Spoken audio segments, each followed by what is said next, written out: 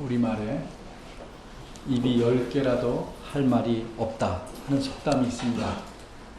또 이와 비슷한 속담으로 입이 광주리만 해도 말을 못한다 하는 속담이 있습니다. 북한에도 같은 뜻의 속담이 있는데 이런 속담입니다. 입이 채, 이렇게 뭐 하는 채 구멍만큼 많아도 말할 구멍은 하나도 없다. 이런 속담이 있다고 합니다. 그런데 이 속담들은 무슨 뜻입니까? 잘못이 명백하게 드러나서 변명의 여지가 없다는 것을 가리키는 말들입니다. 오늘 설교 제목은 유구무원입니다. 이 네 글자를 글자 그대로 말하면 입은 있으나 말할 수 없다, 말이 없다 하는 뜻입니다. 어째서 그렇습니까? 이것도 역시 입이 10개라도 할 말이 없다는 속담의 뜻과 같습니다. 잘못이 분명하기에 무엇이라고 변명하거나 해명할 길이 없으므로 할 말이 없다는 뜻입니다. 그럼 오늘 설교 제목이 어째서 유구무원일까? 오늘 본문이 속해 있는 문단을 보면 그 이유를 알 수 있습니다. 오늘 본문이 속한 문단은 우리가 읽기 시작한 27절부터 36절까지입니다. 이 문단에는 딱 두 사람만 등장합니다. 한 사람은 말하는 사람이고 다른 한 사람은 듣는 사람입니다. 그런데 여러분 이 문단을 쭉 읽어보십시오. 문단 전체에는 오직 한 사람, 말하는 사람만이 말하고 있습니다. 듣는 사람은 아무런 말이 없습니다. 이른바 유구무원입니다. 어째서 이런 상황이 벌어졌을까? 오늘 본문을 살펴보겠습니다. 30절입니다. 30절은 그러므로 라는 말로 시작합니다. 그러므로 라는 말은 여러분이 잘 아시다시피 무엇인가 먼저 말한 후에 결론을 말할 때 쓰는 표현입니다. 그렇다면 먼저 말한 내용은 무엇인가? 우리가 쉽게 알 수 있듯이 27, 28, 29 이 세 구절입니다. 이 세 구절에서 누가 말씀하고 있습니까? 27절을 봅니다. 어떤 사람이 유명한 사람을 찾아왔습니다. 찾아온 사람을 27절에서는 하나님의 사람이라고만 소개합니다.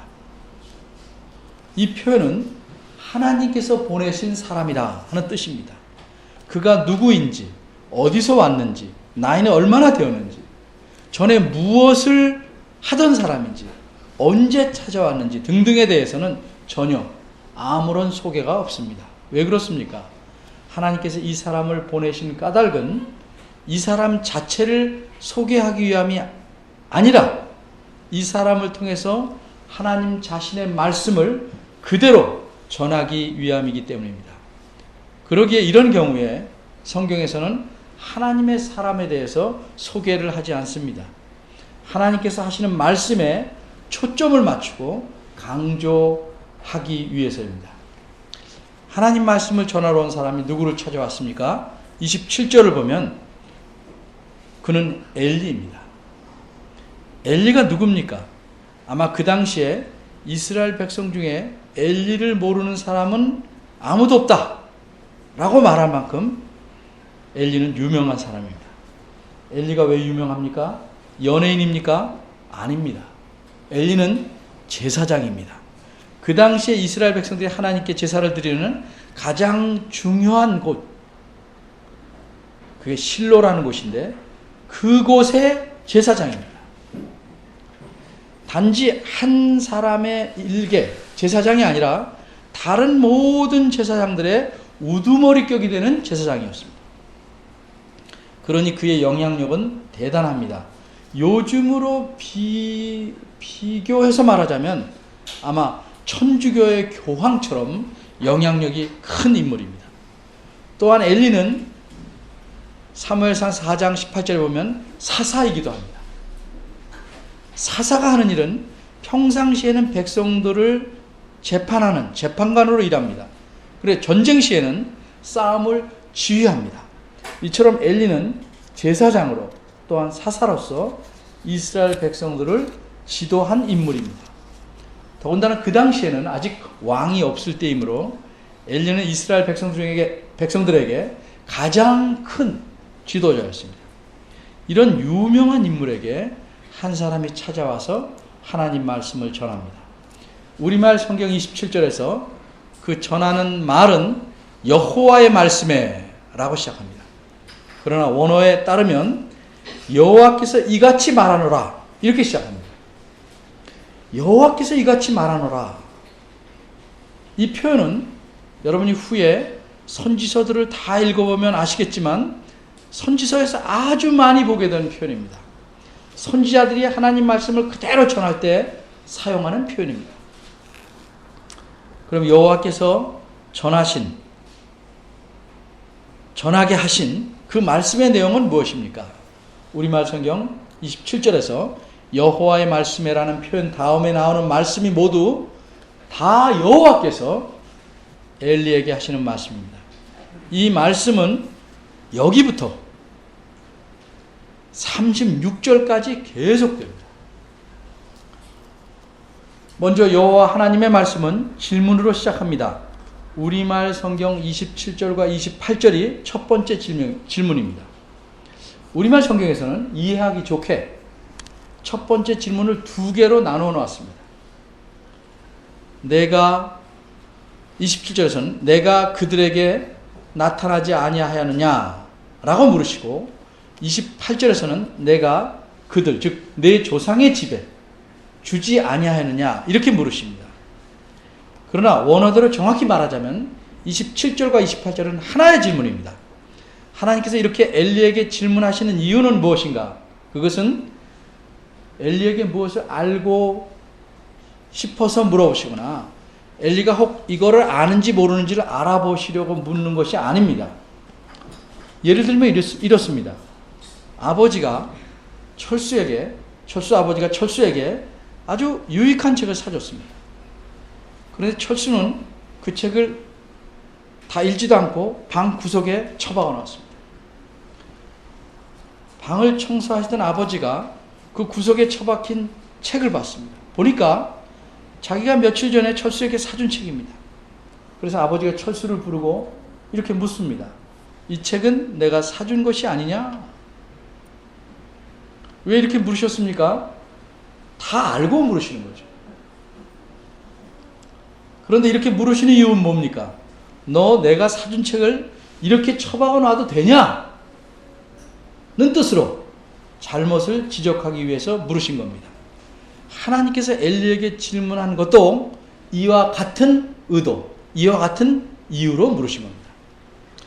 하나님께서는 엘리의 조상이 애굽에서 노예 생활을 하고 있을 때 그들을 애굽에서 건져내셨습니다. 그리고 특별히 이스라엘 백성들 가운데서 엘리의 조상을 택해서 제사장으로 삼으셨습니다. 하나님을 섬기는 특별하게 거룩한 일을 하게 하신 겁니다. 이거야말로 이른바 가문의 영광입니다.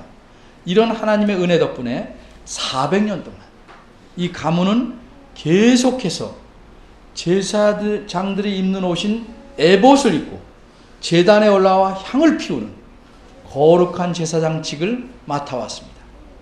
마침내 이제는 엘리가 그 귀한 직분을 맡아 행하게 되어 그렇게 하고 있는 것입니다.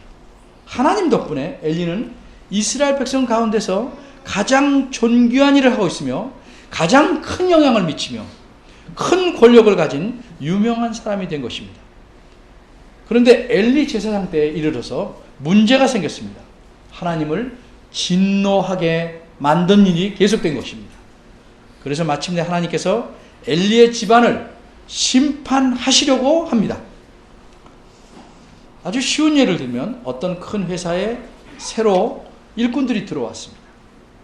사원들입니다. 사장이 그중 한 사람을 택해서 그 회사를 물려주고 회사를 세운 뜻을 잘 이어가길 바랐습니다. 그런데 이후에 그 청년이 사장이 되자 제 마음대로 회사 돈도 제 돈처럼 마구 쓰고 다른 사원들을 못 살게 봅니다. 그러자 그 말을 들은 회사를 세운 분이 그 못된 사장을 내쫓습니다. 이와 비슷한 상황이 엘리 제사장에게 지금 일어나고 있는 것입니다. 29절입니다.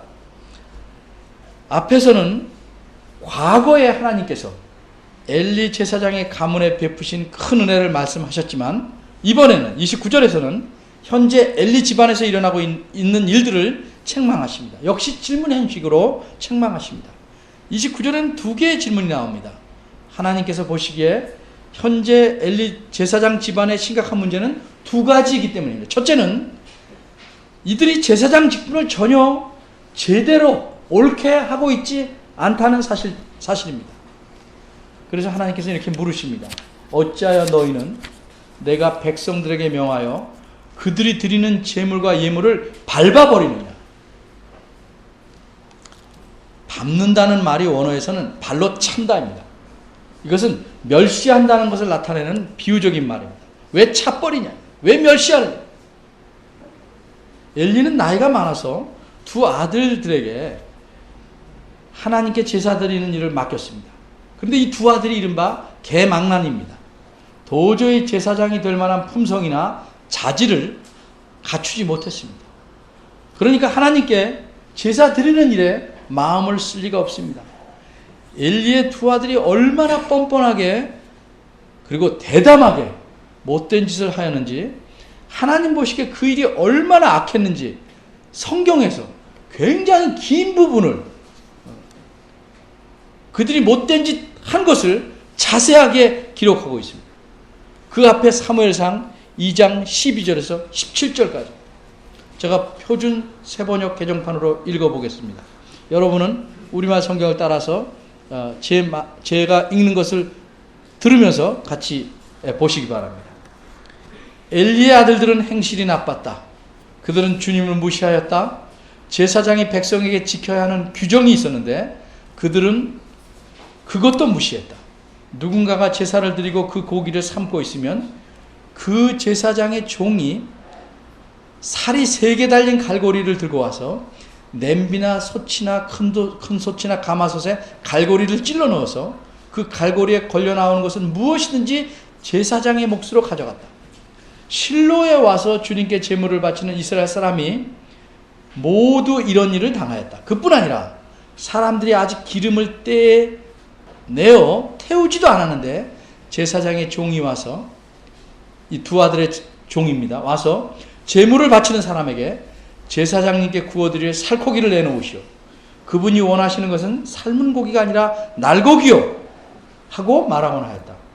제물을 바치는 사람이 그 종에게 먼저 기름을 태우도록 되어 있으니 그렇게 하고 난 다음에 원하는 것을 가져가시오 라고 말하면 그 종은 아니요, 당장 내놓으시오. 그렇지 않으면 강제로라도 가져가겠어 하고 대답하였다.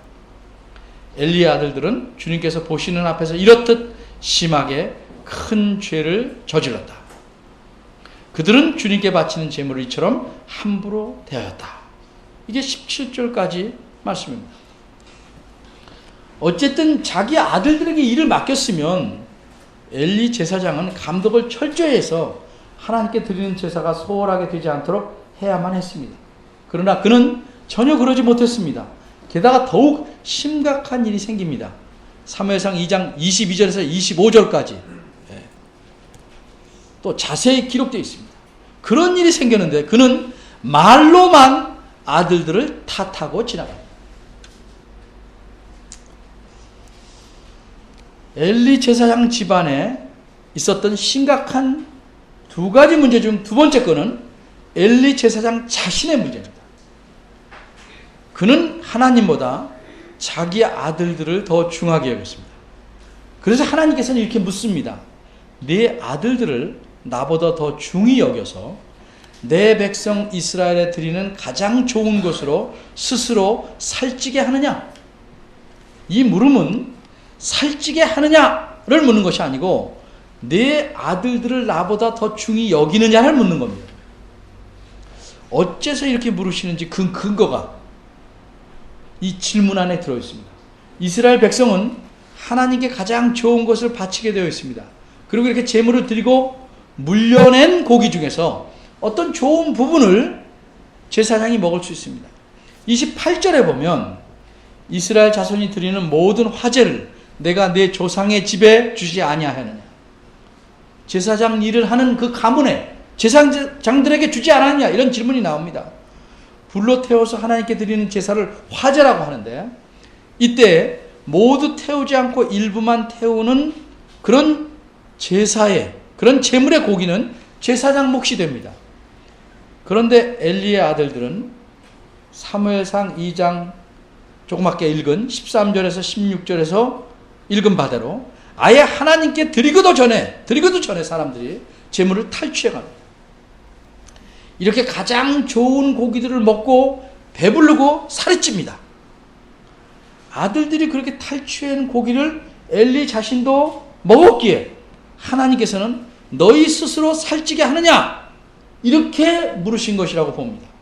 게다가 엘리 제사장이 그 뒤에 사무엘상 4장 18절에 보면 의자에서 자빠져 목이 부러져 죽게 되는데, 그 이유를 무엇이라고 성경이 말했는지 아십니까?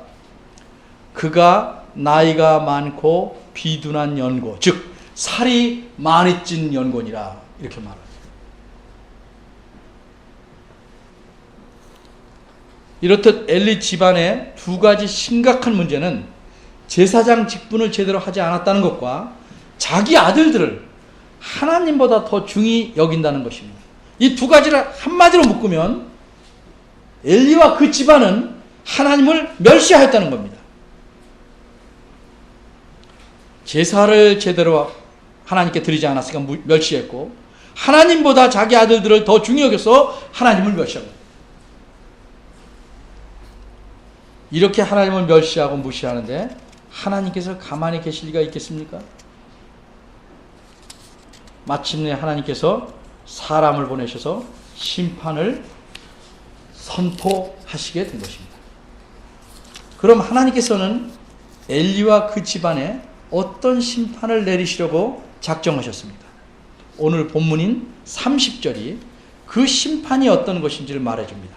30절을 보면 나 여호와가 말하노라 하는 말씀이 두 번씩이나 나옵니다. 그만큼 하나님의 결심이 확고하기 때문입니다.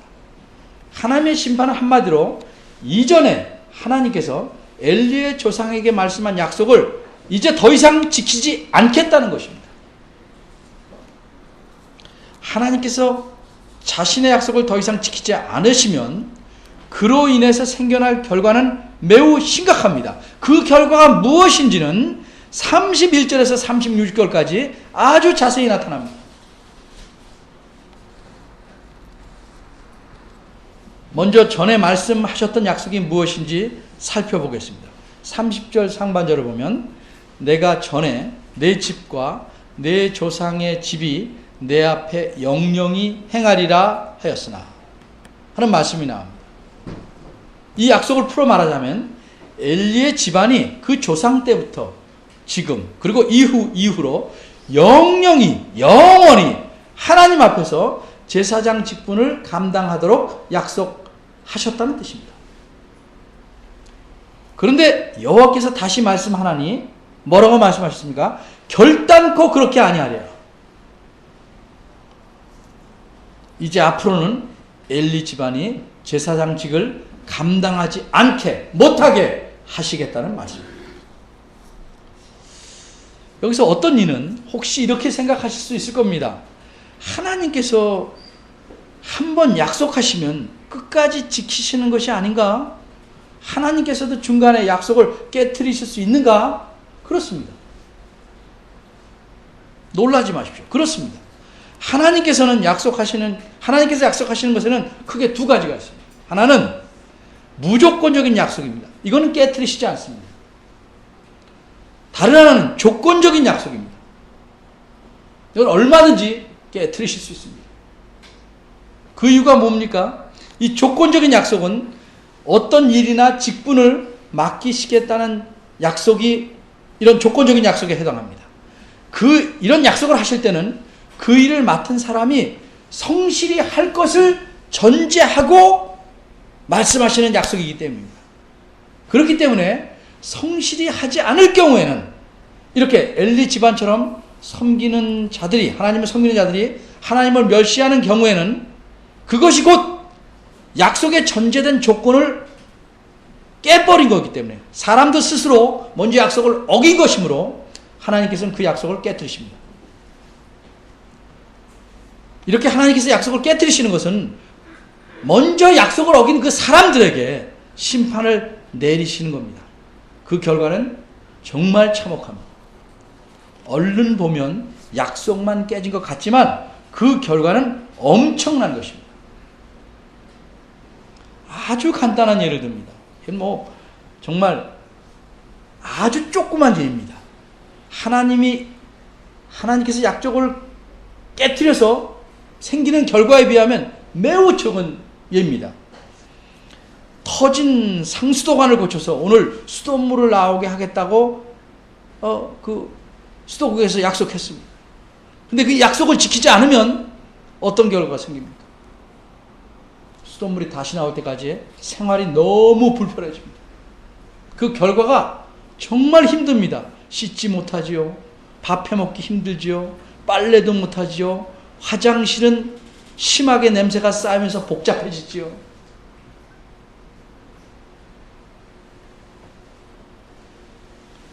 엘리 집안에 내린 심판으로 하나님께서는 이전에 하신 약속을 더 이상 지키지 않으시겠다고 말씀합니다. 어떤 결과가 생겼습니까? 크게 두 가지입니다. 하나는 엘리와 그 집안에, 그 당대에 내린 벌입니다. 또 하나는 엘리의 후대에까지 미치는 벌입니다. 우선 31절을 보면 내 집에 노인이 하나도 없게 하는 날이 이를 것이라 말합니다. 이건 당대부터 시작하는 일입니다. 무슨 뜻입니까? 32절에서 34절까지 그 뜻이 더 자세히 설명됩니다. 노인이 하나도 없다. 자식들이 다 젊어서 죽을 것이란 말입니다. 과연 그렇게 되었습니까? 그렇습니다. 얼마 후에 엘리의 두 아들이 전쟁에 나갑니다. 모두 다 죽고 맙니다. 사무엘상 4장 11절입니다. 이 소식과 더불어 그들이 갖고 나간 하나님의 언약궤까지 빼앗겼다는 소식을 듣고 엘리 제사장 자신도 의자에 앉아 있다가 뒤로 넘어져서 목이 부러져 죽었습니다. 사무엘상 4장 18절입니다.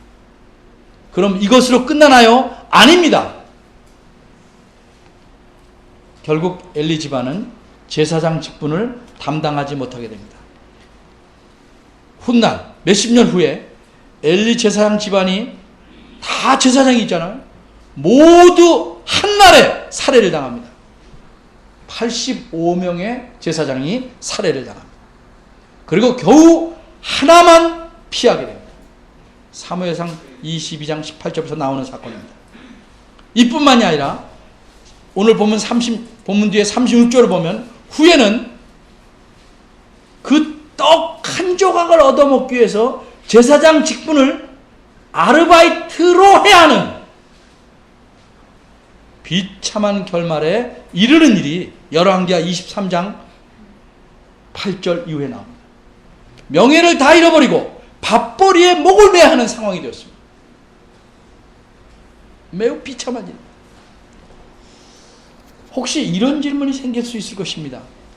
엘리 제사장이 비참하게 죽었지만 그래도 죽고 난 뒤에 어떤 비참한 일이 생기든지 그것이 이미 죽은 엘리에게 무슨 영향을 미치겠는가? 과연 아무 영향을 미치지 않을까요? 33절 상반절을 보겠습니다. 내 단에서 내가 끊어버리지 아니할 너의 사람이, 그 한 사람 남는 사람을 가리키는 겁니다. 내 눈을 쇠지 않게 하고 내 마음을 슬프게 할 것이요. 무슨 뜻입니까? 여기서 끊어버리지 않을 너의 사람, 이거는 85명의 제사장들이 한꺼번에 죽을 때 겨우 피해서 도망친 한 사람을 가리킵니다. 이 일은 엘리 제사장이 죽은 뒤 수십 년이 지난 뒤의 일입니다. 그런데 수십 년 뒤의 후손 때문에 엘리 제사장의, 이미 엘리 제사장이 죽었는데 눈이 쇠잔하게 되고 마음이 슬프게 될 것이라고 말합니다. 이대로 이해하자면 엘리 제사장이 하나님 앞에 가서도 마음이 슬픈 그런 일을 보게 될 것이다 하는 뜻이 됩니다. 상당히 어려운 문제입니다. 그래서 어떤 번역에서는 아예 내 눈과 내 마음을 그의 눈과 그의 마음으로 바꿔놨습니다. 그렇게 되면 어려운 걸 좀 피할 수 있습니다. 죽지 않고 도망친 그 제사장이 자기 가문의 처참한 죽음을 생각하고 슬퍼한다는 의미로 바뀝니다. 이런 식으로 이해해서 어려움을 피해보려는 주석들이 많이 있습니다. 또 다른 여러 주석들에는 아예 이게 힘드니까 무슨 뜻인지를 자세히 다루기를 피합니다. 그만큼 힘든 이게 표현입니다. 저 역시 오늘은 여기까지만 말씀드리고 더 분명히 알면 다시 말씀드리도록 하겠습니다. 이처럼 엘리 집안에 하나님께서 내리시는 심판은 몹시 엄하고 무서운 겁니다. 그럼 어째서 하나님께서는 엘리와 그 집안을 이렇게 엄하게 심판하시는가? 그 이유를 하나님 자신이 오늘 본문인 30절 후반절에서 이렇게 말씀합니다. 우리말 성경에서는 생략되었지만 원문에 따라 후반절을 옮기면 이렇습니다. 왜냐하면, 왜 그렇게 심판을 내리냐 하면 나를 존중히 여기는 자들을 내가 존중히 여기고 나를 멸시하는 자들을 내가 경멸히 여기기 때문이다. 하나님은 이런 분이십니다. 오늘 본문은 하나님이 이러하신 분이라는 사실을 우리에게 알려줍니다.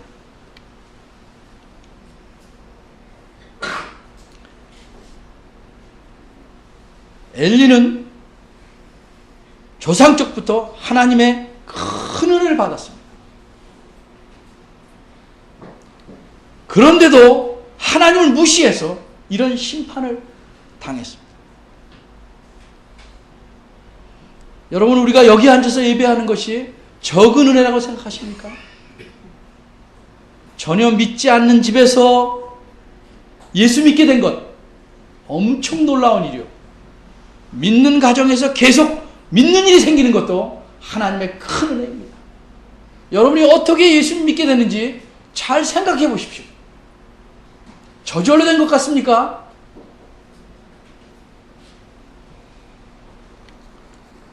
사실 우리는 엘리처럼 하나님 앞에서 제사를 드리는 직분을 지금 행하지는 않습니다. 물론 우리가 하나님께 드린 예배를 제사라고 비유적으로 표현할 수는 있지만 우리가 드린 예배는 동물을 잡아서 드린 제사는 아닙니다. 그렇다고 해서 우리에게는 하나님을 멸시하거나 무시할 위험은 전혀 없을까요? 우리가 맡은 일이 크든 작든 간에 마땅히 하나님께 대한 책임을 소홀히 하거나 하나님보다 내 자녀를 더 중하게 여기는 것은 하나님을 멸시하는 일입니다. 여러분 스스로 생각해 보십시오. 내 자녀들이 나를 이 점에 대해서 어떻게 생각할까?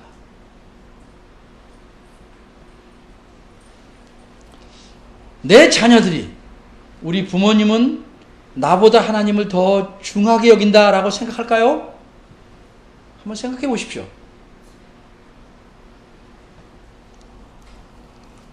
특히 예배하는 시간에 그냥 놔둬도 그다지 큰 문제를 안 일으킬 나이가 된 자녀에게 부모가 지나치게 마음을 쓰느라고 예배에 집중하지 못하는 일도 바람직한 일이 아닙니다.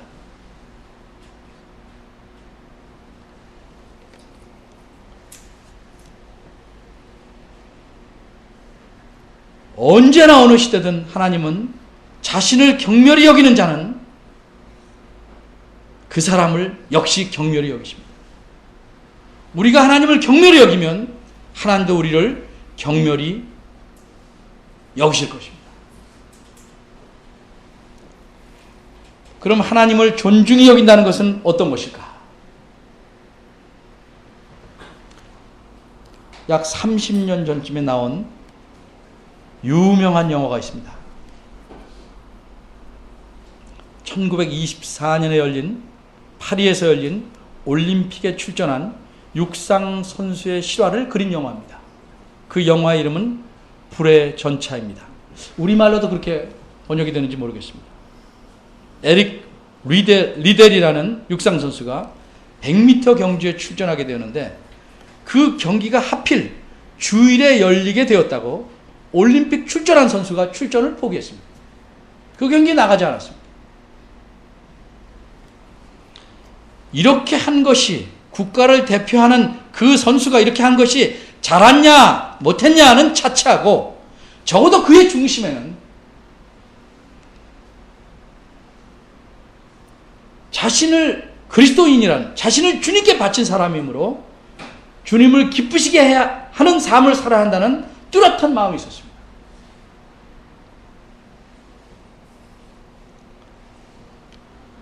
어쨌든 상황이 이리저리 바뀌어서 100m 경주를 뛰지 못한 에릭은 평일에 열리게 된 400m 경주에 출전하게 됩니다.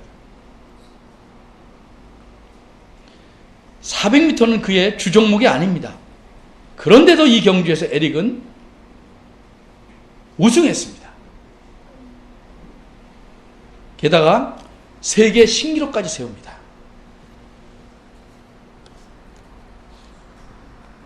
그때 에릭은 손에 종이 한 장을 쥐고 400m를 뛰었다고 하는데 그 종이에는 이런 글이 적혀 있었다고 합니다.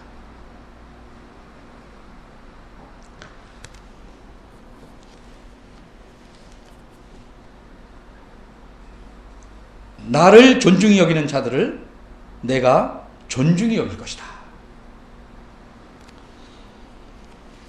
이처럼 어디서든 무엇을 하든 어떻게든 하나님 말씀대로 살아보려고 애쓰는 것이 하나님을 존중히 여기는 것이 아닐까요? 기도하겠습니다.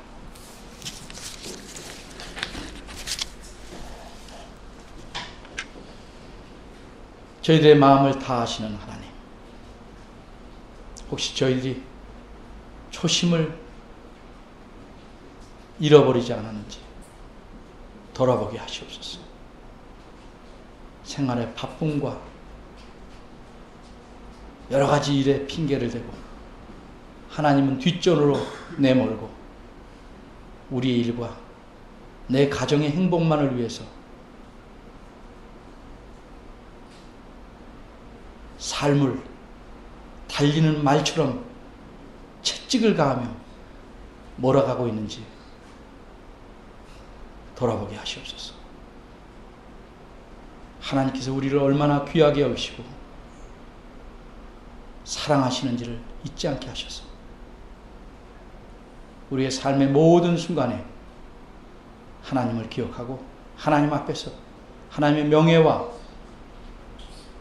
하나님의 영광을 위해서 하나님을 존중히 여기는 삶을 살도록 붙잡아 주옵소서. 이제껏 저희들이 하나님을 경멸히 여기고 잊고 무시한 태도와 삶의 자취들을 회개하오니 용서하여 주시고 참으로 하나님 앞에 주님께서 주신 새로운 삶을 살 수 있도록 저희들을 붙잡아 주시고 인도하여 주시기를 바라옵나이다. 예수님의 이름으로 기도합니다. 아멘.